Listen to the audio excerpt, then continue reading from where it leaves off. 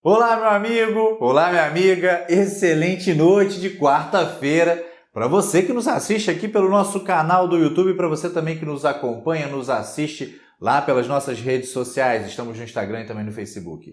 Como sempre, como de praxe, desejo aí uma noite abençoada, uma noite serena, uma noite de merecido descanso para você e para todos os seus, para todos aí da sua família. Vamos lá, pessoal, vamos então aqui direto ao ponto, direto ao que interessa. Olha só isso, vamos começar este vídeo aqui falando do seu bolso. E não é por causa, talvez como você espere, não é por causa do auxílio emergencial não. É porque, como você já deve ter percebido, as compras de supermercado estão ficando cada vez mais caras. Os preços dispararam. Pois é, saiu o resultado de agosto do Índice Nacional de Preços ao Consumidor, que mede a variação de compras de itens que compõem a cesta básica de famílias que dispõem de até 5 salários mínimos por mês.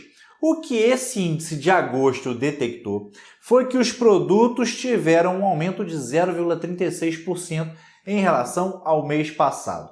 Mas em julho, quando comparado com o mês anterior, esse aumento já tinha sido de 0,44%. E se olharmos para o acumulado dos últimos 12 meses, já encontramos um número que começa a ficar expressivo, 2,94% de aumento. Para você ter uma ideia, esse é o maior valor detectado no mês de agosto desde o ano de 2012. E quem puxou esse aumento foram os alimentos, como você já deve ter reparado, né? Que quando considerados isoladamente, ou seja, sem entrar produtos não alimentícios na conta, teríamos aí um aumento de 0,80% em relação a julho desse ano. O vice-presidente da República, Hamilton Mourão, comentou aí sobre essa alta de preços. Vamos ouvir então aí o que ele falou. Olha só. É uma questão da lei da oferta e da procura. Né? A porção de gente comprando, né? Porque o dinheiro que o governo injetou na economia foi muito acima vamos dizer assim, daquilo que as pessoas estavam acostumadas, tanto que está havendo grande compra de alimento e de material de construção. Então as pessoas estão se alimentando melhor e estão melhorando as suas casas. Né? Essas são as duas áreas onde está havendo bastante gasto. Também nós estamos vendendo bastante para o mercado externo. A safra de arroz, né, que nos últimos anos, né, a área plantada de arroz ela diminuiu, porque os arrozeiros tiveram muito prejuízo, o cara muda de ramo. Né? Aí agora eles estão replantando. Então, é um momento sazonal, daqui a pouco volta tudo ao normal. Mas, apesar desse aumento, o ministro da Economia tem se mostrado cada vez mais otimista em relação à retomada da economia brasileira. Hoje, enquanto participava lá de um evento virtual do Banco Suíço, de um Banco Suíço de Investimentos, o ministro da Economia, Paulo Guedes, muito conhecido de vocês, disse que todas as estimativas que haviam sido feitas no início da crise sobre a queda no PIB brasileiro não iriam se concretizar. Na verdade, chegou-se a estimar uma queda no PIB de cerca de 9%, e as estimativas atuais estão entre 4% a 5%. Mas, segundo Paulo Guedes, esse número ainda pode melhorar. Segundo as palavras do próprio ministro, abre aspas aí para o que disse Paulo Guedes, vai ser menos do que isso, estamos dando a volta por cima. Fecha aspas. Então, e você que nos assiste, me diz aí qual é a sua opinião sincera. Você acha que a economia vai melhorar como prevê Paulo Guedes?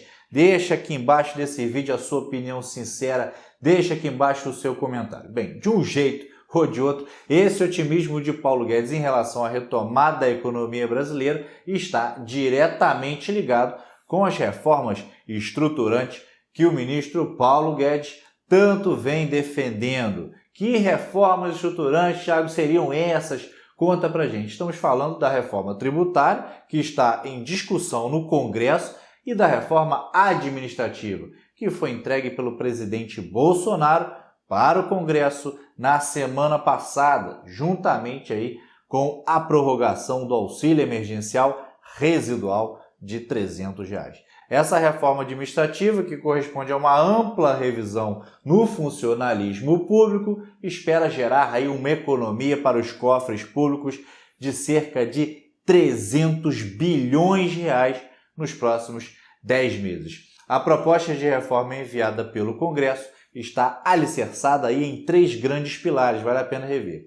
O primeiro é a digitalização completa do serviço público. O segundo pilar está diretamente associado ao primeiro. Com essa revolução digital, diversos cargos atualmente existentes seriam aí extintos. E, finalmente, o terceiro pilar em relação à meritocracia no serviço público, inclusive aí com a valorização dos salários partindo desse critério, da meritocracia. Vamos ouvir, então, o que disse o ministro da Economia, Paulo Guedes, aí em que ele explica, no trecho em que ele explica a proposta da reforma administrativa que foi entregue para a avaliação do Congresso. Olha só, vamos escutar. Eu agradeço também à senadora Cátia Abreu, que tem usado essa imagem que eu usei, que o teto, nós tínhamos um teto, mas não tínhamos as paredes. As paredes são as reformas. Então, é o Pacto Federativo, é a reforma administrativa, é tudo aquilo que permite que o Brasil continue funcionando normalmente. E uma das mais importantes é exatamente essa reforma administrativa que nós estamos conversando agora. Ela tem uma história um pouco longa até no governo, porque ela foi preparada e formulada em novembro do ano passado. E o presidente da República, inclusive, à época, ele me disse o seguinte: ministro, por favor, não atinja direitos adquiridos. Foi antes da Covid, ele até disse, olha, não atinja direitos adquiridos, porque tem todo um sistema implícito de acordos contratuais. As pessoas que fizeram os concursos públicos entraram tendo em vista a estabilidade de emprego, a estabilidade de salários. Então, por favor, não atinja os direitos adquiridos. Agora, pode trabalhar profundamente nas dimensões futuras. E a economia, ela vive realmente de expectativas sobre o futuro. Então, o que nós fizemos? Visitamos alguns países, né? Nossa equipe foi à Inglaterra, que é onde existe a percepção de que talvez entre os anglo-saxões seja o sistema melhor desenvolvido. Foram alguns países nórdicos também, foram a Holanda, Dinamarca também. Deram uma rodada pelo mundo, examinaram todos os regimes administrativos e desenhamos, então, uma visão de futuro construtiva com alguns eixos importantes. O primeiro eixo é o aumento de produtividade e a digitalização. Então, tanto que agora eu coloquei no lugar do Paulo Webel, quando saiu o Webel, eu coloquei o Caio, que deve ter dito algumas palavras para os senhores. O Caio é um empresário bem-sucedido na área digital e ele depois dirigiu o Serpa. E agora, finalmente, ele veio para a nossa parte administrativa. E a ideia é justamente o seguinte: nós vamos digitalizar todo o serviço público. O melhor exemplo talvez seja o INSS, onde havia aproximadamente 100 medidas assistenciais que são providas com uma certa regularidade, e elas eram providas fisicamente. A mais conhecida de todos é a conhecida prova de vida. Às vezes, uma senhora era colocada numa carroceria de um caminhão, levada de Macaé para o Rio de Janeiro, às vezes embaixo de chuva, para dar uma prova de vida num hospital do Rio de Janeiro e poder receber sua aposentadoria. Evidentemente, na era digital, nada disso é necessário. Isso tudo pode ser feito com informação digital e pode ser feito hoje, e é feito hoje em 2 minutos. A prova de vida é fornecida em 2 minutos. A pessoa não precisa sair do leito, não precisa sair da cama, não precisa viajar, nada disso. Então, das 100 medidas assistenciais que o INSS fornecia, as 100 hoje podem ser atendidas digitalmente. Ora, o impacto disso na administração pública está sendo extraordinário, porque agora, e aí entra a nossa segunda dimensão, a primeira dimensão é o digital. Quando você dá o choque digital, vem a segunda dimensão, que é o que a gente chama da taxa de reposição. A taxa de reposição caiu, então, assim, se aposentam 10 pessoas, nós contratamos 1 ou 2. E isso está acontecendo em geral, em todas as administrações. Nós fizemos a primeira revolução dentro da economia, conseguimos extinguir 20 mil cargos, 20 mil cargos foram desaparecendo, porque nós fomos digitalizando tudo. Então, quando a pessoa se aposenta, o último ocupante daquele cargo, tinha gente que era datilógrafa ainda aqui. Aí a datilógrafa se aposenta, você não precisa mais contratar a nova datilógrafa. Então a taxa de reposição caiu bastante. Aí entra a terceira dimensão da reforma. Além de você ter uma taxa de reposição muito mais baixa, a gente estima que em equilíbrio ela vai acabar sendo 70%, 60%. Mas nesses primeiros anos a gente está batendo em 20%, botando a reposição cá embaixo, porque houve um período de excesso de contratações excessivas durante muitos anos. Então agora nós demos uma pisada de freio e depois ela vai se estabilizar em uns 60%, 70%.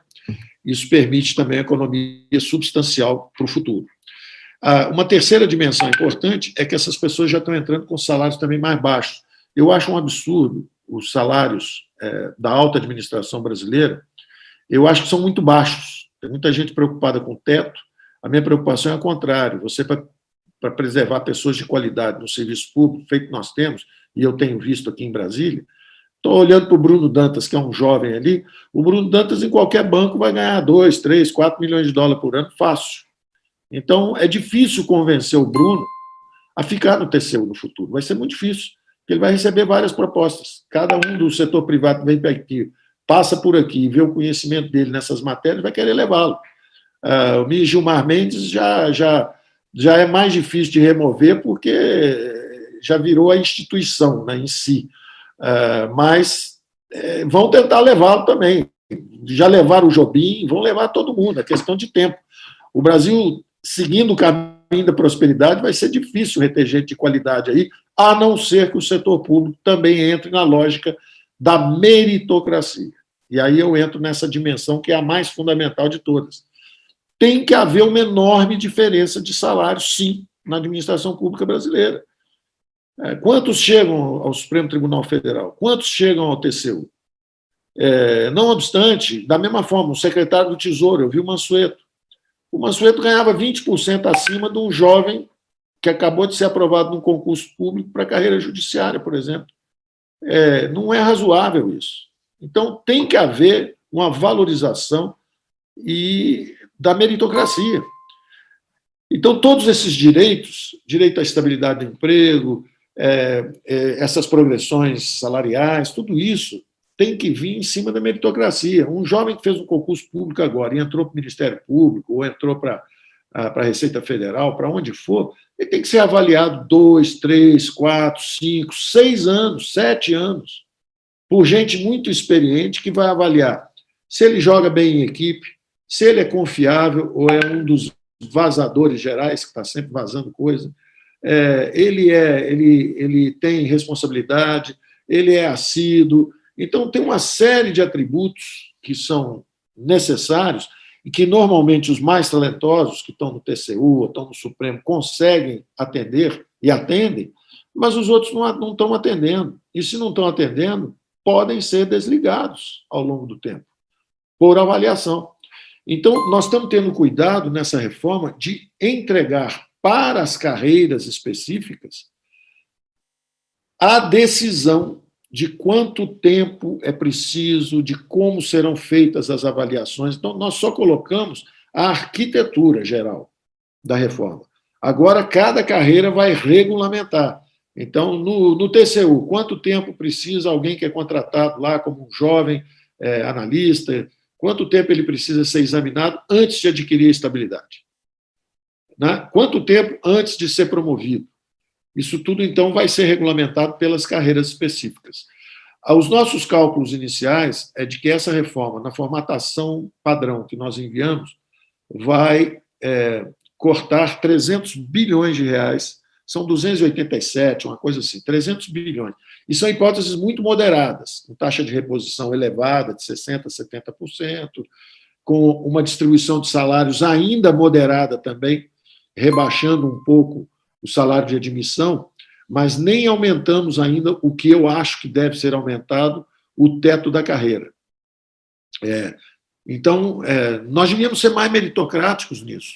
A Presidência da República, o Supremo, é evidente que eles têm que receber muito mais do que recebem hoje. Pela responsabilidade do cargo, pelo peso das atribuições, pelo mérito em si para poder chegar numa posição dessa. E não é nada assim no serviço público brasileiro. É uma distribuição quase, entre aspas, socialistas, fecha aspas. A dispersão de salário entre um salário do Supremo e um recém-egresso na carreira do judiciário é ridiculamente baixo. Não pode haver essa dispersão tão baixa. Isso é uma negação de toda a meritocracia que existe ao longo dessa carreira. Então, nós mandamos justamente essa base, e de uma forma muito moderada, nós consideramos que, ao longo de 10 anos, serão 300 bilhões. É um número importante. A reforma previdenciária foi 800 bilhões, a reforma administrativa são 300 bilhões. Quando você vai somando tudo isso, você realmente recuperou o controle sobre a trajetória futura da despesa pública, que era a nossa principal preocupação.